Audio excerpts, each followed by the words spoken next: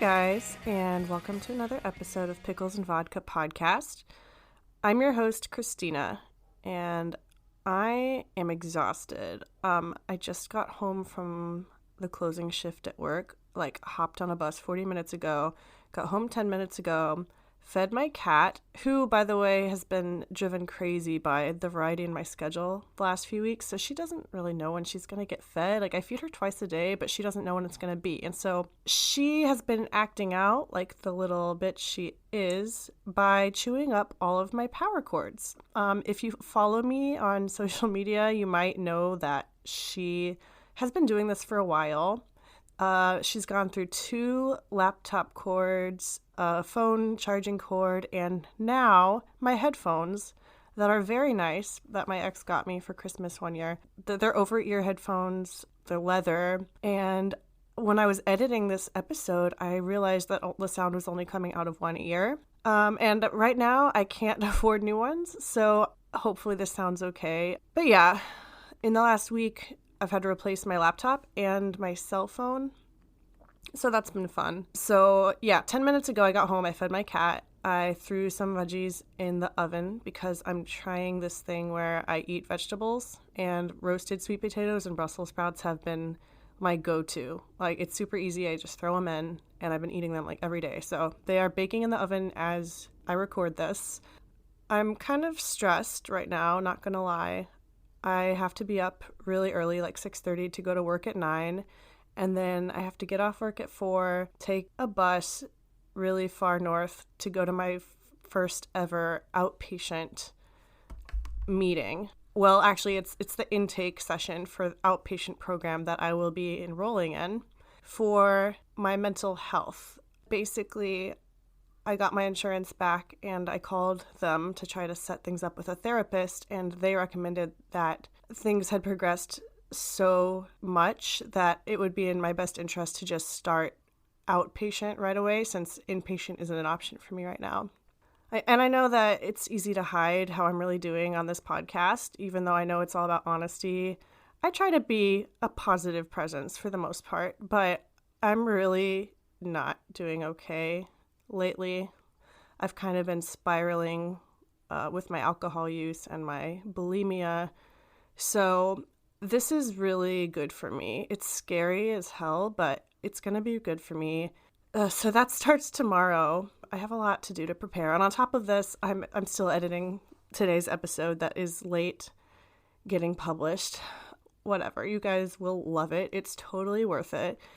My guest M was one of the first people I met online when I started getting involved on Reddit in the mental health communities, and she's an amazing person. I feel like I say that about all my guests, but all my guests truly are amazing people. But M is just a treat.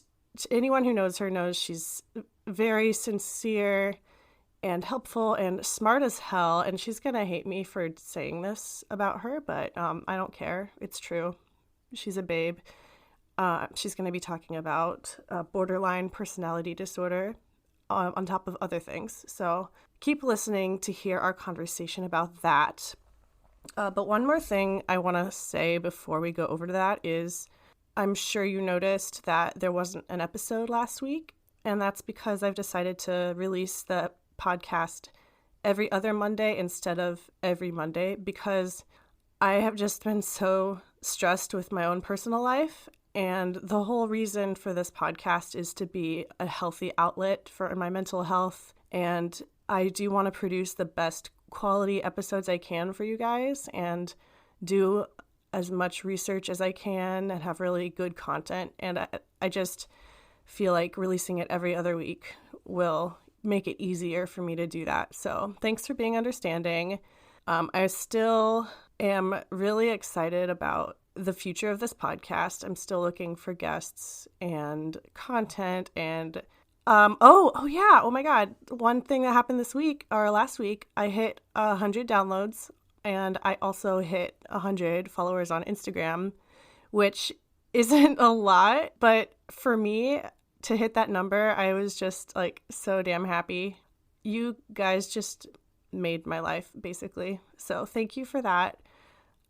Keep telling your friends, keep following. I don't really know. I'm so bad at promoting this thing. But yeah, I'm just going to jump right into the conversation. I think I'm done with these little announcements / updates about me. I love you guys, and I hope you have a good Tuesday, because let's be honest, it'll be Tuesday by the time this gets out there. So yeah, here we go. So yeah, let me know when we're starting. Oh, it started. Although, it started, baby. Oh, for God's sakes, really? No, Okay. the beautiful thing is I can go back and edit whatever I want, so. Okay, fine. So I'm M.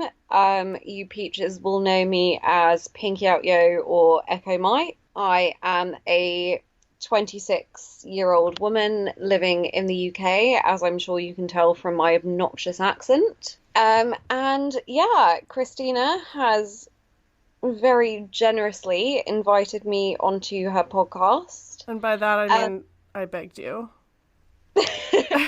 She did. She sent me a photo of her, just down on her knee.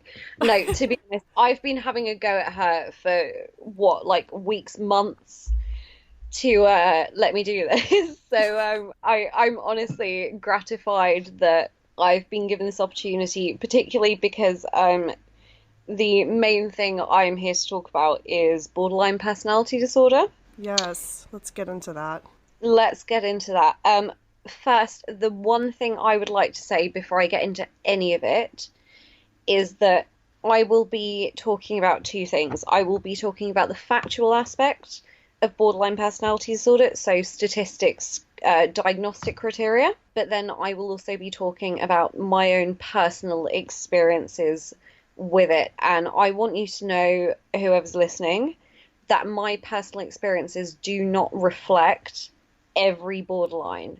Because honestly, Christina, one of the things that I've been worrying about since we talked about doing this was that I'm going to come on here and I'm going to talk and everybody's going to come away going, God, that woman was an absolute arsehole. What every borderline is like? Right, every borderline is going to be like that. And I don't know much about it, but it seems like it varies a lot based on the person to person. Yeah, that's a good place to start. There are different ways to divide up borderlines. There's been a lot of research done over it, but there seem to be two prevailing ways of doing it. So the first one is the more simple one. You have the quiet or introvert borderline. Okay. Or the loud and extrovert borderline. The quiet and introvert borderline is the type where I suppose not much of this is going to make sense before I've actually been through the diagnostic criteria. Right. Like, what is it? For those of us who don't know anything about it. Okay, so borderline personality disorder, it's a personality disorder. It's one of 10 personality disorders recognized by the DSM-5, which is used as a manual for psychiatric problems. Okay. They come out with a new edition every few years. The current one is edition 5. I think the best way to explain borderline personality disorder as a basic thing is by going through the 9 diagnostic criteria that are given by the DSM-5. So, in order to be diagnosed, you have to meet at least 5 of these 9 points.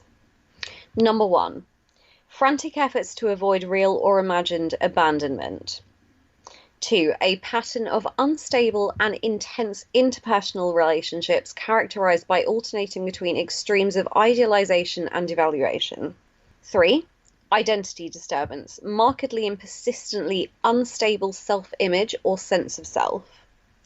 4, impulsivity in at least 2 areas that are potentially self-damaging. For example, spending, sex, substance abuse, reckless driving, binge eating. Recurrent suicidal behavior, gestures or threats, or self-mutilating behavior. 6, affective instability due to a marked reactivity of mood. For example, intense episodic dysphoria, irritability, or anxiety. Chronic feelings of emptiness is number 7. 8 is inappropriate intense anger or difficulty controlling anger. And 9 is transient stress-related paranoid ideation or severe dissociative symptoms. Now, in my time, I have been over those criteria so many times, and there's only one of those that doesn't apply to me out of the 9. Inappropriate or intense anger. It's not that I don't feel anger, it's that when I do, I internalize it. And that is a perfect analogy for the difference between quiet and loud, or introverted and extroverted borderlines. Yeah, so explain the difference between those in more detail now that we know what the criteria If is. someone is aware of borderline personality disorder, they would usually think of the loud or the extroverted borderline. Not that every person who fits that criteria is the same or does, but the idea is that we are unable to control our emotions, which, you know, we are, that's sort of a criteria, but that we're unable to control them towards other people. Now, yes, some borderlines are, but not all of us do. A lot of us, rather than taking our anger or our sadness or our stress out on other people, we internalize it and we do it to ourselves. I know that a lot of the people you've already had on your program, and a lot of the people who are going to be listening to this can identify, we are so much crueler towards ourselves Oh, than we totally. could ever be to another human being. And I think it's ironic because you're one of the most supportive people I know, but then, like, you wouldn't say the things you say to yourself to someone else. Not in a million God, years. no, of course not. But I don't even think that that's limited to neuroatypicals either. I think most people will. I just think when it's particularly the community that we met with, a fundamental part of that is having a lot of self-resentment and a lot of self-hate. Yeah, we met online in a mental health subreddit.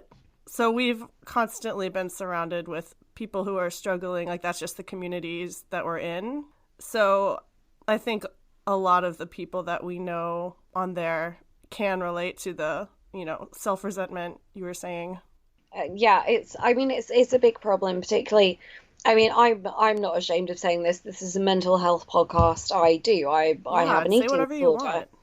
I have an eating disorder. I have for 12 years. And that's, you might not want to put this in, and I would completely understand if you cut this out, but I sort of want to do a public service announcement. Do it.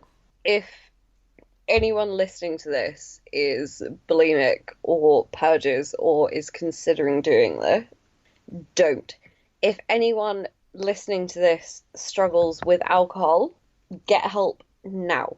I have been purging for 12 years. I have an alcohol problem and fuck knows what I've put on my nose. I don't even know at this point. We think we're immortal.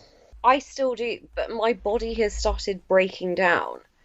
I can't eat solids anymore. I don't remember the last day I didn't have chest pains. If you purge, I mean, God, 12 years is a long time to get away with it. Okay, I've still got my own teeth, but in the last 2 months, every time I purge, my heart pains are almost unbearable. If you have not started purging, or if you, wherever you are, just stop, okay? It's Because fucking this sort of hell. stuff, it's going to kill us. Yep. It will, you know this as well, Oh Christina, my it God. will kill us.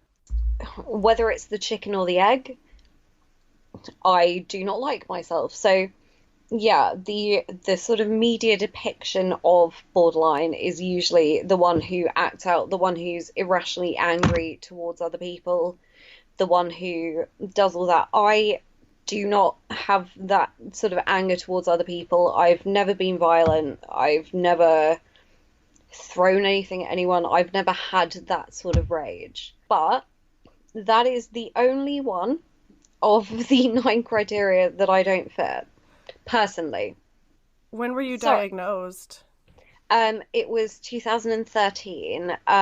So about 3 months shy of 6 years ago. Okay. And how did that come about?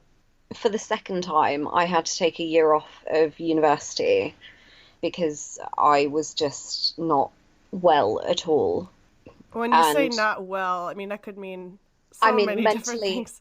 sorry, yes, my mental health was spiraling out of control. In fact, this was the first time that I would have ever considered myself an alcoholic. Hmm. And we can talk about that plenty too, but Absolutely. So, for a long time in that period, I really didn't have any connection with reality in a real sense. And so I got this diagnosis. I will say in the UK, the NHS is brilliant. We are so proud of it. It's one of our national treasures. But trying to get mental health treatment on it, there's a long waiting list. Now, what? I'm so fortunately, sorry. I'm an ignorant American here. What's the NHS? oh, sorry. So it's our social healthcare thing. It's funded by taxes. You can walk into any hospital, any doctor's surgery. You don't have to pay a thing. Wonderful. You do have to pay for certain medications, most medications, but there are exemptions. So, for example, we don't have to pay for birth control here. That's awesome. It really is. This is why we're so proud of it. In fact, if anyone saw the opening ceremony of the 2012 London Olympics, there was like about a good 5-10 minutes that were just a dedication to the NHS. Oh, Stands for National Health Service. that's beautiful. But you said Mm. there's a long waiting list for mental health services? Yeah, absolutely. You can't blame them. I mean, this is not podcast worthy, but the current government is slashing social funding, so it's getting worse. But thankfully, I have a family who is in a position that they were able to financially support me in getting a private session. And at the end of it, I was diagnosed with borderline personality disorder. And I got in the car afterwards with my mum, and she asked me how it went, and I told her what I'd been diagnosed with. And she went, "What does that mean?" Hmm. And I said, "I don't know. He didn't tell me." Are you serious? I'd never heard of it before, and he didn't tell me what it meant. It's a big, scary diagnosis to receive if you don't know what it means. It sounds. Well, the thing is, it wasn't scary for me because I'd never heard of it. I didn't realize how. The thing is, with borderline personality disorder, not only is it incredibly dangerous when it's untreated, it also affects the way that people treat you once they know you have that Well, yeah, I diagnosis. was going to say any personality disorder seems to carry a heavy stigma with it. I think borderline disorder is one of the worst. I mean, schizotypal and schizoaffective disorders, obviously, society sees anything associated with schizophrenia as being scary and Exactly. horrifying. But when you come to the medical community, the second they find out that you're borderline, this standard of care completely changes. I have been to A&E, or I guess what you guys call ER. Yeah. A&E for us is accident and emergency, but so it's the hospital, the emergency part. I have gone there so many times I can't count, but there are at least 2 times I've gone there after I've attempted suicide. And how did they treat you? Once they found out I was borderline, there have been studies done, and in fact, I brought up one to mention, but it was about 80 pages long, and I couldn't condense it enough. Oh, man. But even within the medical community, when asked, they will admit that if they're dealing with a borderline patient, they will treat them differently. Whilst I was at uni, I lived with a couple of med students. They didn't know that I was borderline. And yeah, they were doing a section on psychiatric things. And yeah, they came home talking about how in their lecture they were said, yep, someone with a personality disorder, especially borderline personality disorder, you won't tell anyone I've told you this, but don't bother with them. Wow, so there's definitely a heavy stigma there. A massive stigma. Among the people that should be most responsible for helping and, empathizing with these people. To be, as a sort of balance, my GPs, so my local doctors, have been really supportive and understanding. So it's not the entire profession. I guess just if you're in that high pressure situation of, God, we've got like 50 people we need to see who are in the emergency room. Who can we get rid of? Well, it's the borderlines because they're here for attention. Oh, God. Honestly, it's why I've stopped going to the A&E.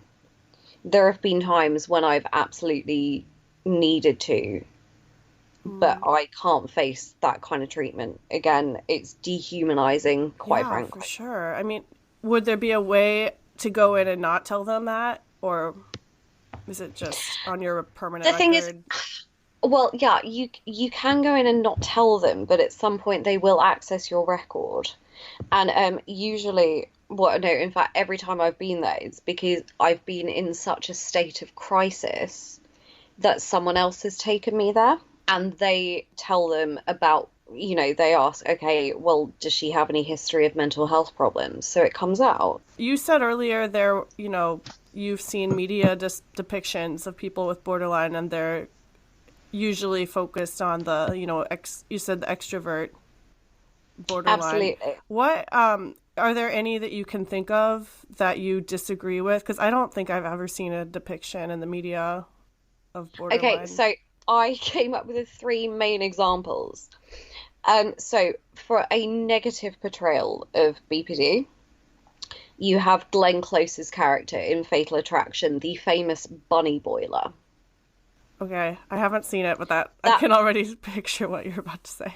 Yeah, so that's the one that portrays us as the crazy, unstable, just will do anything type. I mean, it makes me angry, quite frankly. But then you have the sort of neutral depiction. I would recommend anyone who is listening to this who deals with sort of mental health problems to watch Girl Interrupted. I love that movie and the book. Exactly. Well, the main character is Susanna Kaysen, is borderline. I don't remember that. I guess I never made the connection. So Susanna Kaysen, Winona Ryder's character, is diagnosed with borderline verbally in the film. So I would say that's quite a neutral depiction of borderline. And if there are any other borderlines listening to this who haven't seen it, I would really recommend that you watch Crazy Ex-Girlfriend. The first season is sort of, she's behaving weirdly and whatever.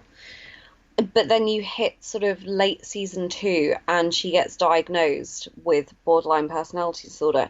And honestly, it's the most accurate representation of this that I have seen in any media. And what's fantastic about it is that not only does it show what I call an episode, which is where my symptoms sort of spiral out of control, it also shows her hitting rock bottom. It shows her going into therapy. It shows her flourishing. It shows her relapsing. It shows her giving up on therapy because she thinks she's doing well. It shows the impacts of not maintaining therapy. It shows her learning to deal with the idea of relationships while she's in recovery. Wow. Sounds like a really good portrayal. It really is. Plus, there's a song on it. For anyone who hasn't seen it, it is quite a musical show. A lot of songs. But there's a song that has been on, I don't know, in the last sort of 4 or 5 episodes called I'm Not Sad, You're Sad, which is a brilliant representation of what like a borderline manic episode is like. So when you talk about episodes, bringing the conversation back to your personal experience, how often do you have them and what do they look like? It's sort of hard to say. I mean, is it like a constant thing then that you're always experiencing? I would say there are certain constants for me. whether, I can be on the top of the world in terms of feeling happy without being manic, but I am constantly fearing abandonment. I am constantly trying to have a sense of self. I don't know who I am as a person. I'm constantly reconstructing my identity based on the people I'm around. I think it's in the criteria, but one of the things I feel is a constant sense of emptiness. There's something missing in me. You do struggle with different things in addition to the BPD. Like you said, you mentioned the chicken and the egg earlier. It's kind of hard to tell like what is a result of the BPD or what is, Well, precisely, and that's something that I'd like to talk about. It's the cause of BPD. Okay. Yeah.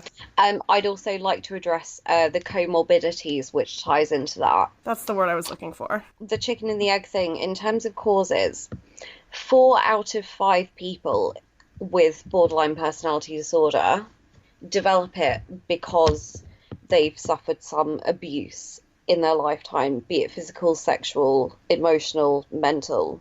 And does that apply to you? No, it doesn't. I had a happy childhood. I have a loving family. I have suffered from, I'm not sure I'd go as far as to call it sexual assault, but repeated circumstances. But this was after I got the diagnosis. No, I had a happy childhood, loving family, supportive in every way. I never experienced anything untoward. So I am the one of 5 who feels like they don't have a right to their personality disorder. I mean, I can relate strongly to that. I haven't been diagnosed with a personality disorder, but there's nothing I can point my finger at and be like, that's the thing that made me who I am. It's weird, isn't it? Yeah. You sort of think, especially, considering that a lot of people here listening to this are going to be peaches or people that we know with similar things that you and I struggle with. Right. You look at the posts that they've made and you think, Christ, if I had gone through that, it would wreck me. I don't know. Yeah, I don't know how you've managed to make yourself such a functional human being. Exactly. Meanwhile, I'm here, the fucking borderline, with absolutely no traumas.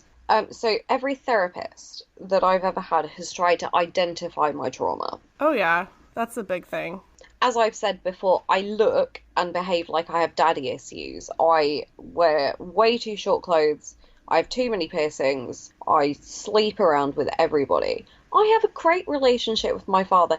He's so present in my life. He's so caring. He's so supportive. But apparently, when I was a toddler, I was terrified of men to the fact that social services had to get involved. I could not be in a room with any men, including my own father. So part of me goes, did something happen? But then obviously the research on repressed memories is very questionable. So that's something that therapists have tried to explore with you? Mm-hmm. To kind of solve all your problems? I mean, if you can get at a root cause, then they've done their job. Exactly. But to me, I don't think there's a root cause. Yeah, and I mean, even if you are able to identify the root cause, you still have to deal with the problems at hand. It's like, that's half the work. Yeah, exactly. I am one of the lucky borderlines in that I haven't suffered abuse in my life. But that doesn't diminish any of the symptoms you experience. So keep talking about the comorbidity thing. Okay, so there are 6 main comorbidities that occur with borderline personality disorder.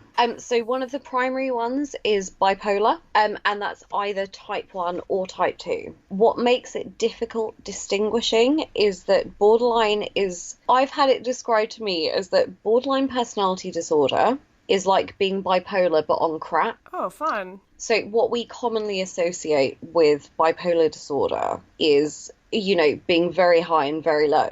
Yeah.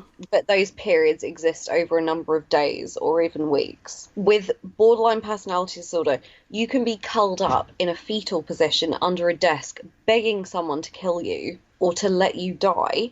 And then 3 hours later, you're going out for a nice bike ride and getting pissed or whatever. the mood swings involved in borderline are so frequent and so intense. We as a people, we're not good at the middle road. I don't remember, honestly, and I'm not exaggerating here, I don't remember the last time I was just okay, where I wasn't either completely miserable or like ecstatically happy. It has to be all black and white. Yeah, that is a term that's frequently used with borderline. Okay, so another one. There's argument to whether this is a comorbidity or whether they are both linked. Okay. But post-traumatic stress disorder, so abuse and trauma is it's not unlikely that it would lead to borderline personality disorder with the right genetics. Well, yeah. So calling it a comorbidity, it's not usually diagnosed as two separate things. They're usually treated as one is a representative of the other. Yeah, if like 4 out of 5 borderlines have been abused, then that would make sense that they also have PTSD. What I found interesting in researching this is that the studies done, only up to 71% of people with BPD have major depressive disorder. Oh, so this another comorbidity? Yeah, absolutely. So one of the big borderline things is the feeling of chronic emptiness. Right. Which a lot of people would usually associate with depression, but apparently the highest percentage that's being given is for comorbidity with major depressive disorder. 71%. So there's with major depressive disorder. So that leaves like I'm terrible at math. 29%? Who have not been diagnosed with major depressive disorder. Yeah, and that was fascinating to me because for me, the depression came first. I truly believe I've had depression since I was 11. The idea that depression is a part of being borderline, but it's not always diagnosable as a particular disorder in and of itself, that was quite interesting to me. Okay, so that's number 3. 4 and 5, I'm going to go back to them because you and I can relate to those. Not that we can't relate to 6. So 6 is anxiety disorders. Between 75% and 90% of people with borderline also meet criteria for at least one type of anxiety disorder. And that includes panic disorders. Does that apply to you? Oh, God, I absolutely have social anxiety. And the other common comorbidities are other personality disorders. The most common other personality disorders in conjunction are ASPD, which is antisocial personality disorder, also NPD, narcissistic personality disorder, HSPD, I think it's called, which is histrionic personality disorder. In fact, it's only been really recently that histrionic personality disorder and borderline personality disorder were separated as two different things. I haven't even heard of that second one. We get into the fun stuff. Substance use. Oh boy. So up to 72% of people with borderline personality disorder will also have substance abuse as a large part of their lives. So talk about your history with that. Okay, so my alcohol use began the way that most people do. It was, a little bit before you were legally drinking. But it was, a social thing. I grew up in a Mauritian family, but French Mauritian. I started drinking wine at the age of 4. In that sense, I mean, if we were having like a family dinner, everyone would be drinking wine, and I would be given the equivalent of a shot of wine. So that's crazy to me because, I've been drinking since I was 15, wine with dinner. I thought in America, I'd say that's kind of not standard. You've just blown me away. The alcohol culture in your country...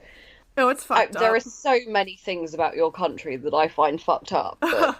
You and me both. It's okay. No, so when I started drinking, it was at the normal time. In fact, it was quite late for sort of me being a teenager in the UK. The first time I ever got really drunk was when I was 16, and then I didn't really get properly drunk again until I turned 18. And these are all social reasons, you weren't drinking out of depression or anything. No. So, any peaches here? will know Balsamic Steve. So, for those who don't know, Peach is a social media platform where a bunch of us from Reddit have kind of formed a community. And so when we refer to Peaches, we refer to people from there. Steve was never one of those people as well. I grew up with him. He was the sort of person that I grew up drinking with as well. Like when we started drinking beer and Alcopops and... Alcopops? Oh god, sorry, I forget which things are UK terms. Is that literally like an alcoholic popsicle? Because that's what I'm thinking of. No, but I would love one of those about now. Alcopops are...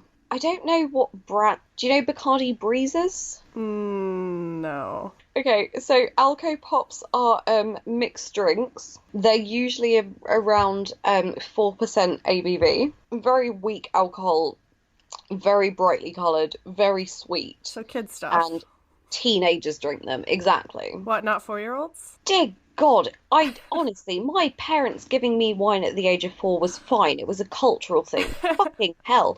We're middle class. I don't think Alcopops existed when I was that age. Okay, so you used to get together with Steve and drink those. Yeah, our group of friends did. So I've been through the 9 diagnostic criteria. We got Steve. Okay, we're limited on time. So the other main comorbidity I wanted to discuss, eating disorders. There was a study done, I think it's something like the International Journal of Eating Disorders. They found that a staggering 90% of people with borderline personality disorder met criteria for anorexia, bulimia, or EDNOS. 90%. And that's males and females. That's another thing to address as well. 3 out of 4 people diagnosed with borderline personality disorder are females. 90% of us have eating disorders.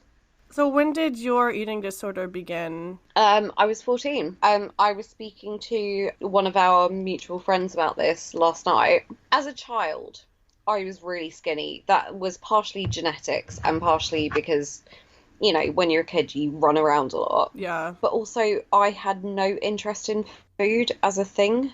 Like, I acknowledged it was something I had to do, but I got more important shit to do, like reading. And so I was always the skinniest person in a room, just because that was my natural makeup. And then I got to high school, and I was in an all-girls grammar school. So for people not in the UK, a grammar school, you have to pass a test. They examine you on your maths skills, your English skills, and God, I haven't taken the test in 15 years, so I can't remember. But the whole thing is based on you being intelligent enough to get in. The thing is, I will always be a proponent for grammar schools, but only if they're mixed. I think grammar schools are important because if you go to a comprehensive, you risk not having the intellectual stimulation that you need. But going to an all-girls grammar school, yeah, it's toxic. The competitiveness is off the chart. You not only have to be top of the social spectrum, you also have to be the most intelligent and the skinniest and the most attractive. I don't want to sound like a dick, even though I will. Go for it. I was easily the most intelligent person there. Clearly, I've got more than just a personality disorder, but... Well, I mean, that's also something you can talk about. Because you're a very intelligent person with a personality disorder, and I think that defies the image that a lot of people have. Talking about that, it's a very well-studied correlation, that the link between intelligence and mental illness. I was just talking to someone about this the other night, about how most of the unhappiest people I know are also the most intelligent. No, there have been numerous studies done that correlate intelligence with mental illness. Obviously, correlation does not imply causation, but at this point, I think we need to, whether or not it's direct or indirect is a separate problem. I mean, is it that intelligence leads to certain behaviours which lead to mental illness, or is it that they are directly related? Is it that it's a genetic component? Chicken or the egg? I know, I was going to say it, but I didn't want to. Also, God, what are you doing over there? Sorry, I'm transporting you outside because I need a cigarette because I'm a slave to my impulses. Also, that's another. Okay, so this is a good point to talk about impulsive behavior. All right, let's go. Okay, cool. So one of the more defining traits of borderline is impulsive behavior, also known as reckless behavior. But that involves things like overspending, reckless sex, substance abuse. And I know for me, there are two people who are going to be listening to this who know me really well. Both of them will, within a second, go, yeah, that's the one. Oh, by the way, I told you I was going to do a shout out. Taylor, if you're listening, here we are. Any women in the north of England who are looking for a man who is very interested in beer and metal music, get in touch with me. I'm moving to northern England right now. I could so hook you up with Taylor. So one of our big things is reckless behaviour, especially when we're having an episode, and I realised I didn't really define that earlier. What I mean by episode is when our symptoms are really presenting in full force. They've all come out, they're having a march, they're protesting against you having a stable life. And how often does that happen? For me, personally, I don't know, about 4 or 5 times a year. And those episodes can go on for as short as 2 weeks or as long as 3 months. I get mania, I hallucinate. You know, I've been speaking to you earlier this year. I went out on a series of dates with various men, and of course I slept with them, and it rarely ended well. Reckless behaviour is one of the hallmarks of borderline personality disorder, but that's why it makes it so difficult to distinguish between bipolar and borderline, because a borderline episode and a manic episode from someone with bipolar present in a very similar way. Well, how would you make the distinction then? It's really hard to tell, and there's quite a relation between misdiagnosis. I would certainly say that bipolar is more socially acceptable than borderline. Mostly because more people are aware of what bipolar means.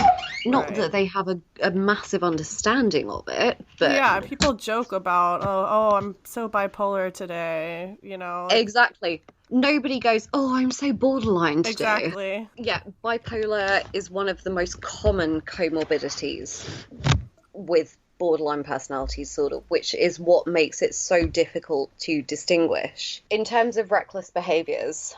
Talk about the hallucinations, because would you say that's pretty common with borderline? It's not. No, it's not. I tried to find statistics for it, but I couldn't.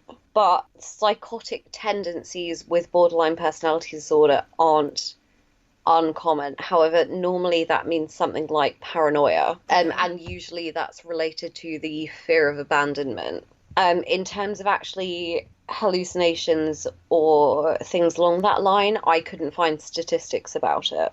Looking back, I didn't recognise them for what they were at the time. Do they occur when you're sober, or are you under the influence? The first time it happened, I was under the influence, but it was a different kind of psychosis. It was a detachment from reality, which personally I would file under dissociation rather than hallucination. I was about to say, like, I've experienced disassociation, and it sounds, I don't know, what's the difference, would you say?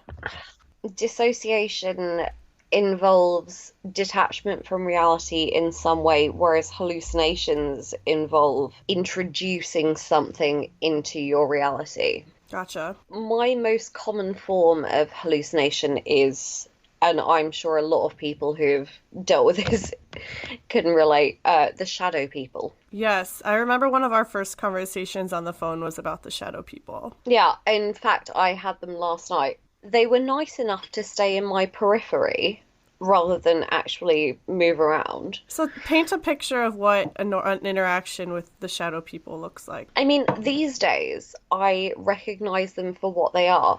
Just because I know they're not real doesn't mean that I'm not seeing them. It doesn't mean that I'm not scared of them. So I talk to them. And yeah, sure, I'm the mental woman who's talking out loud to herself in an empty room to non-existent shadows, but it makes me feel better. But sometimes they get worse. They congregate around me, they hover around me, they are sort of within a meter of me. That's terrifying. I don't know really how to explain Is this. it something that's triggered by anything in particular? Well, I worked this out today, conveniently. It's emotional stress. However, everybody has different triggers for it. Well, in your particular experience. I've had paranoia as well, where I thought there were cameras hidden in my. I'm a 26-year-old woman who still sleeps with a teddy bear. It's a nostalgic thing. My dad gave it to my mum when they were dating, and then my mum gave it to me. Anyway, there was a period of about a week where I hid him under my bed because I was convinced that there were cameras in his eyes. I think the worst hallucination I've ever had was I had a chair in my corner and I was trying to sleep, and I can only describe him as a cowboy. Oh. The cowboy hat was tipped so low down that I couldn't see his eyes. I could only see the bottom of his face. Oh, I'm getting like goosebumps. That's like... It's fucking horrifying. It scared the shit out of me, quite frankly, because at the time it was one of those, okay, this is horrifying, but also I've experienced this sort of thing long enough to know this isn't real. What was most scary is, why is my brain doing this? Oh, there was also the time, and I've definitely told you about this one. It was when I was staying at my ex's house, and for about 2 months I was convinced that there were goblins living in his shower. Oh, yeah. The shower goblins. The shower goblins. I never saw them. I always thought that they were too polite to stay in the shower when I needed one. I never saw them. I knew for a fact that there were 2 goblins living in that shower. And did you express concern to your ex about them? Oh, he knew. Yeah, no, absolutely. So all of the relationships that I've had since that point, there have only been 2 people who haven't left me, where I was the one to do the breakup. Okay, but how many relationships have you had total? Okay, before Nathan, it was Taylor, the one I gave the shout out to. Oh, interesting. But I'm going to mention it again, and I would love you to keep this in, because we're best friends, and he hates to be reminded that we were in a relationship at one point. I mean, that's a thing that happens sometimes. It's great to talk about. Oh, no, honestly, seriously, one of the most fun things I do is reminding Taylor that we used to be together. Oh, out of all of the relationships, only 2 did not end with you being dumped, which probably doesn't do much for the fear of abandonment. Every single time that I was left, obviously it hurt at the time, but looking back, they were right, because I was out of control. My borderline symptoms were too much to deal with. So, for example, my most recent ex, he's the love of my life. You would still say that after everything that's gone down? I don't know. I felt that at the time, and I hadn't felt like saying that about someone in about 6 years, so... So you were obviously comfortable telling him about this side of you, you know... Well, no, the thing is, I've adopted this thing of, you meet someone new that you might have something with, just tell them about the whole thing. It's not like I'm going to sit down and go, oh, what are you drinking? Oh, that's nice. By the way, I have a personality disorder, an eating disorder, a drinking problem, and there is no way that you look at me and you can't think, God, she's got an eating disorder. Yeah. It's very obvious in my case. And so how have guys reacted, or girls? So you've dated women, right? Yeah, I mean, I define myself as 70% gay, 30% straight. Women don't tend to go for me because basically I look the archetypal, she's experimenting. No, in terms of guys, they say they can handle it. And by it, do you mean the eating disorder or just the whole package? The whole package. Okay. And I say, no, you can't. You haven't seen what it's like. And they go, no, no, I can handle it. And then they can't, and then they leave me. I don't think a guy has stuck around for more than 2 episodes. That's depressing as shit. Well, precisely. I mean, one of the key things about borderline personality disorder is unstable relationships. Honestly, for a long time, I thought that didn't apply to me because all of my relationships have been long term. But that doesn't But necessarily then, mean they're with the right people either. Like, you can be in a long-term relationship with someone who's unstable. but precisely, I look back and I go, that was unstable. So what does that do for your mental health, like, over that span of time, being left that many times? Do you think it makes you even more determined to go out and try again, or do you feel like at this point really No, jaded? every time it happens, it reinforces the idea that I can't be loved. I'm unlovable. No one will ever love me. And and then it happens. I'm one of those dickheads who finds it very easy to find someone to trick into a relationship. That's a harsh word. It's not like I don't believe that I can be loved. It's I don't believe that I can be loved on a long-term basis. Do you see yourself eventually being with someone long term? Like, is that what you want? I'd love that. Okay, I chat being the person who does a hit and run, does a bang and bail. And of course, I want to be in a relationship. I want to be with someone with whom I can be happy and who makes me feel comfortable and And you deserve but that. You know, everyone deserves that. of course everyone deserves that. The problem is the borderline part kicks in and you go, right, things are going well at the moment. How do we sabotage this immediately? That's what we do because you go, things are going really well. I'm really happy, which means that they're going to leave me. They're going to hurt me. So I need to shut this down now so I can be the one who stopped it rather than them. How do you shut that voice down? Like, are there, for those who are listening and they are trying to recover, I wanted to ask if there was anything that you found helpful. Okay, well, if there are any people who can look at those criteria, I also know that in certain countries, obtaining that sort of treatment is expensive. Look up techniques for DBT, dialectical therapy. I would recommend that. Personally, it helped me for a while, but this thing cannot be contained. Yeah. But dialectical behavioral therapy is what has led me to not being suicidal. Anyone who identifies with anything that I've said, I would recommend you to look up the DSM-5 definition of borderline personality disorder. And if you identify with that, I would recommend that you contact your medical professional and see if that's relevant because honestly, untreated borderline personality disorder is a really dangerous thing. 80% of people who have been diagnosed with it attempt suicide, and 10% of people diagnosed with it complete suicide. I mean, God, that was so scary for me to learn. Currently, I don't want to kill myself. Amazing. Cheers. I don't but want you to die. but I've tried so many times. And it is, something you deal with one day at a time, unfortunately.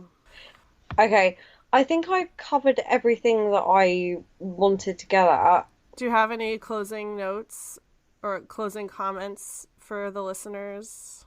Yeah, I do. My type of BPD has been one of those reckless behavior types. As in, I'll snort anything, I'll drink anything, I'll shag anything. And that's the reckless behavior type of borderline. I know I come across as an arsehole, but I'm only speaking from personal experience. I told Christina this at the beginning. I'm scared that talking about borderline personality disorder, I'm gonna make borderlines look bad. No, I mean, it is clear that you're speaking about your own experiences, and this is just meant to be a conversation about that. And if it opens the door to new conversations, that's great. Okay, I would like to say one last thing. All right. Borderline personality does not make someone a bad person. Usually, it's an indication that they have had some traumas in their life. Not always, but usually. We're not bad people. We're not always manipulative. The thing that ties us together is that we just want to be loved. Amen. And you deserve love. Everyone deserves love, no matter what you've been diagnosed with. Can I say one last thing? Yes. To everyone listening to this who has borderline personality disorder or any sort of personality disorder or an eating disorder or depression or anxiety or psychosis, you are still a valid person. Your presence, your existence makes the world a better place. I know how scary it is when that sort of thing happens, but I promise you the world will be a much worse place if you weren't in it. Yeah, you guys are all so beautiful and amazing, and we love you guys. And you can hit either of us up if you need support in any way, seriously. Oh yeah, absolutely. For Peaches, you know my name. If you're on the spreadsheet, you know my name. Cool.